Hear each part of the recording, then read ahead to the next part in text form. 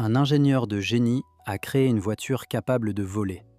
Mais des années plus tard, un puissant investisseur a pris le contrôle de son entreprise et mis en péril non seulement le projet, mais aussi la vie même du créateur.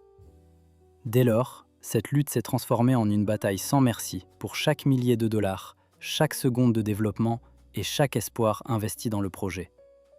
Ce récit révèle comment, au début des années 1970, un jeune rêveur a transformé un petit atelier en laboratoire où chaque boulon était forgé selon les normes aéronautiques. Confronté ensuite à des poursuites judiciaires et au refus des banques, il a été contraint de chercher des capitaux extérieurs. Il révèle également comment un mauvais choix a transformé son invention en un instrument au service de la stratégie d'autrui, et comment le créateur lui-même a été écarté de son propre projet. Le génie ingénieur a créé une supercar dont le potentiel était de voler. Mais quelques années plus tard, un puissant investisseur a repris son entreprise, a détourné le contrôle du véhicule et a mis en danger non seulement le projet, mais aussi la vie même du créateur. Cette lutte s'est transformée en une bataille mortelle pour chaque 1000 dollars, chaque seconde de développement et chaque fois d'espoir investi dans le projet. L'histoire montre comment, au début des années 1970, un jeune rêveur a transformé un petit atelier de garage en un laboratoire où chaque boulon était forgé selon les normes aéronautiques, pour ensuite, confronté à des litiges et au refus des banques, être contraint de chercher des capitaux externes. Nous découvrirons ensuite comment un mauvais choix a transformé son œuvre en instrument d'une stratégie étrangère, et comment le créateur a été écarté de son propre projet. En 1971, Jerry Vigay, tout juste diplômé en génie mécanique, a trouvé un petit local dans le quartier industriel de Van Nuys et a converti en atelier. Il n'avait aucun capital de départ, mais il nourrissait une vision claire du supercar américain. Une machine dont chaque boulon et chaque plaque d'acier seraient soumises au même contrôle que les pièces d'avion. Vigay affirmait que, grâce à la puissance d'un moteur aéronautique, la voiture pourrait atteindre des vitesses comparables à celles des avions, même sans ailes. En 1976, le premier prototype, le W2, était prêt. Les sources officielles ne précisent pas les matériaux exacts du châssis, mais le design s'inspire fortement de l'aéronautique avec l'emploi de boulons semblables à ceux des avions. Ce niveau de finition a attiré l'attention des journalistes spécialisés et de quelques investisseurs potentiels. Les premiers acomptes de quelques passionnés ont constitué l'un des financements qui ont permis à Vigay d'acheter les machines nécessaires, d'attirer des ingénieurs supplémentaires et de commencer à travailler sur un moteur plus puissant. Cependant, chaque nouveau versement s'accompagnait de nouvelles exigences. Les banques, appréhendant l'ambition du projet, réclamaient des garanties financières et voulaient voir un produit fini plutôt qu'un simple dessin. En parallèle, Vigay a engagé un procès contre Goodyear pour protéger ses droits de propriété intellectuelle. Il a finalement obtenu un gain de cause, renforçant ainsi sa position face aux partenaires industriels.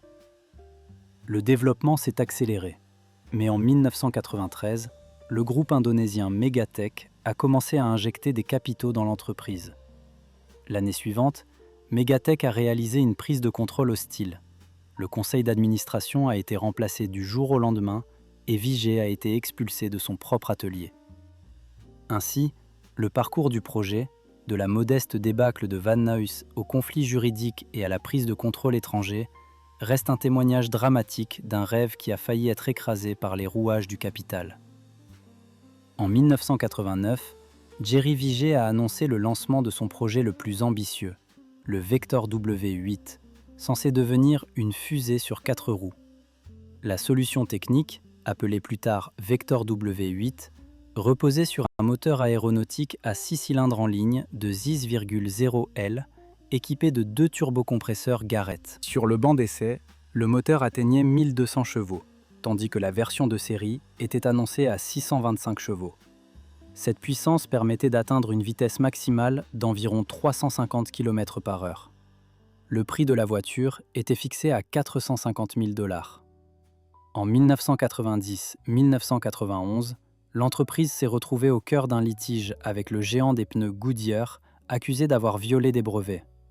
La victoire de Vigay dans ce procès a conduit à l'obtention des fonds nécessaires pour poursuivre le développement du projet. Malgré cet afflux de capitaux, le manque chronique de liquidité restait une menace constante. Chaque nouveau prototype exigeait des matériaux toujours plus coûteux, et la production en petite série du W8 nécessitait un flux financier durable. Avec les prototypes construits à partir de composants aéronautiques, la nécessité d'ajuster avec précision chaque paramètre était impérative. Un kilogramme supplémentaire pouvait coûter plusieurs milliers de dollars. Les équipes d'ingénierie travaillaient sans relâche pour réduire le poids de la carrosserie tout en préservant sa résistance. Mais chaque expérimentation entraînait de nouvelles dépenses en matériaux et en essais. Il était de plus en plus clair que sans capitaux extérieurs, l'avenir du W8 était compromis. Cette prise de conscience a rapidement attiré l'attention des investisseurs extérieurs.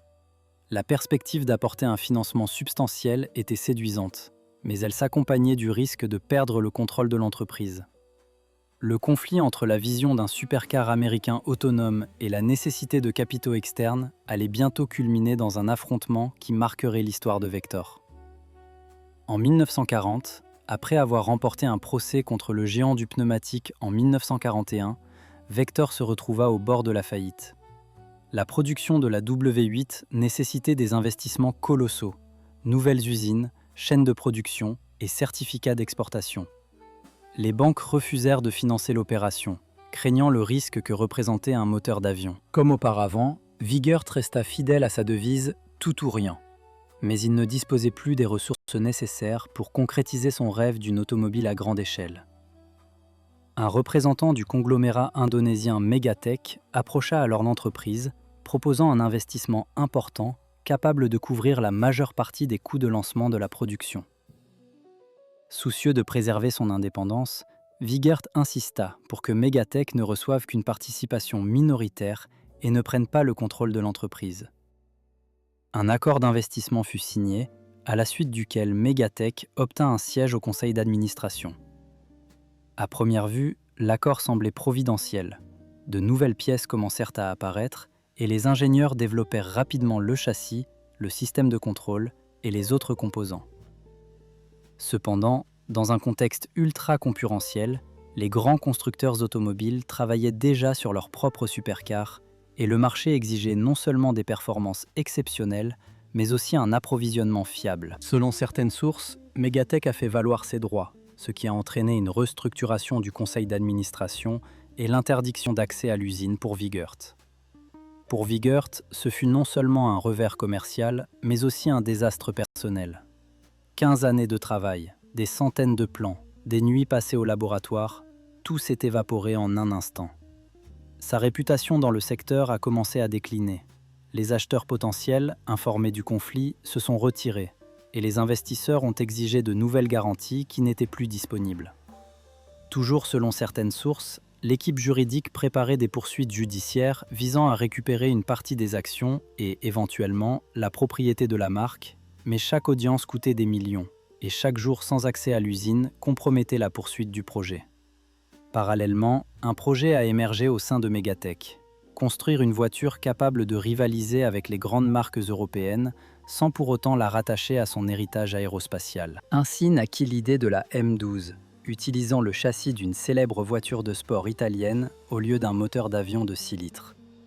Le projet n'en était, semble-t-il, qu'à ses balbutiements, mais sans l'implication de Vigert, il avait perdu une partie de l'âme qui faisait la singularité de la Vector.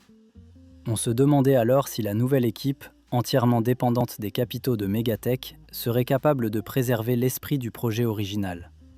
Des tensions s'exacerbaient au sein de l'entreprise. Les ingénieurs, habitués à la précision aérospatiale, travaillaient désormais sous la pression de nouveaux investisseurs, exigeant des résultats rapides et des réductions de coûts. Les employés récemment licenciés étaient confrontés à un endettement croissant, et le service juridique passait des heures à préparer des documents, tentant de sauver au moins une partie de l'héritage de Vigert. L'enjeu était tel que chaque décision pouvait coûter à la marque son identité et sa capacité à conquérir le marché mondial. Et pourtant, malgré les efforts de Megatech, la question demeure. Que se passe-t-il lorsqu'une innovation est prise en charge par un empire qui n'en comprend pas l'essence ? Sans fin des 4 roues motrices, Vector présente le modèle. I12, destiné aux collectionneurs exigeants qui cherchaient une combinaison rare, le châssis Lamborghini. Diablo associé à la puissance de l'innovation. V12 de 5,7 litres, développement Quadrat 122 chevaux. Le prix officiel fut fixé à 189 000 $ et la production fut limitée à 14 exemplaires entre 1995 et 1999. Le projet, déjà sous la pression du récent rachat hostile de Vector par le conglomérat indonésien Megatech, 1994, devait faire face à des difficultés logistiques. Une après la vente de Lamborghini à Audi en 1998, l'approvisionnement de certains composants complémentaires est devenu plus complexe, mais le moteur V12 avait déjà été intégré au véhicule prévu. Ainsi, les M12 livrés étaient pleinement fonctionnels, chacun disposant de son cœur mécanique. Les équipes de conception, habituées aux matériaux aéronautiques, continuent à peaufiner les carrosseries en fibre de carbone tout en respectant les exigences de qualité imposées par les investisseurs. Le climat intérieur, néanmoins, se chargea d'une tension palpable. Les ingénieurs, conscients de la rareté du projet et de la surveillance accumulée de Megatech, travaillaient sous un calendrier serré, et les retards éventuels suscitaient de nombreuses demandes d'éclaircissement de la part des acheteurs. Malgré ces pressions, aucun incident majeur ne fut signalé concernant la mise en route du moteur V12, et les 14 M12 produits furent livrés avec leur motorisation intacte. Le suivi commercial resta limité, la demande demeurant modeste face à la concurrence des supercarrosseries italiennes. Cette période illustrera comment, même après la perte du contrôle de son entreprise, Jerry Wigert vit son concept M12 se concrétiser, bien que le projet n'ait jamais atteint l'ampleur escomptée. Le modèle M12 reste aujourd'hui l'un des exemples les plus rares de l'histoire automobile américaine, témoignant des ambitions de Vector et des contraintes imposées par les changements de propriété et les défis d'approvisionnement.